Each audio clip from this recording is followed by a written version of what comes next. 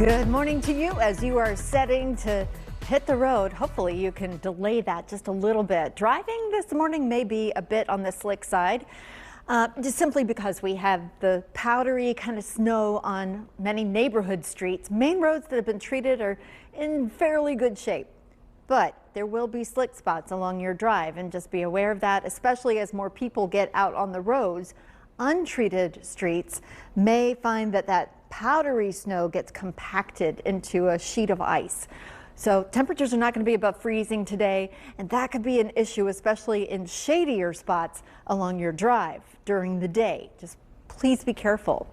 By later in the afternoon, if we have enough sunshine, temperatures will at least be in the upper 20s, but we are still expecting at least some neighborhood roads to be a little tricky even into the afternoon where it's shady. 18 degrees right now in Greensboro and High Point, Liberty 2. It's 19 in Siler City and Asheboro, 20 in Troy. More teens to the north, single digits in our mountains, 11 degrees in Sparta, 3 degrees in Jefferson.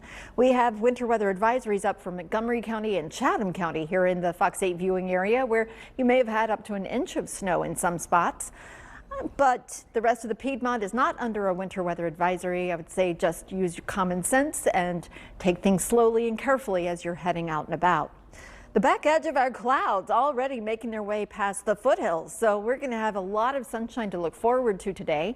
And despite temperatures staying below freezing, that sun is actually going to help to thaw things out where it can hit the asphalt on the roads and or bases of the trees outside.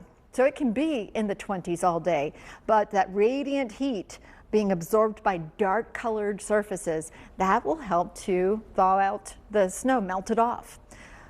The clouds for the Piedmont are headed back into our skies by tomorrow morning, so we will have cloudier conditions for tomorrow.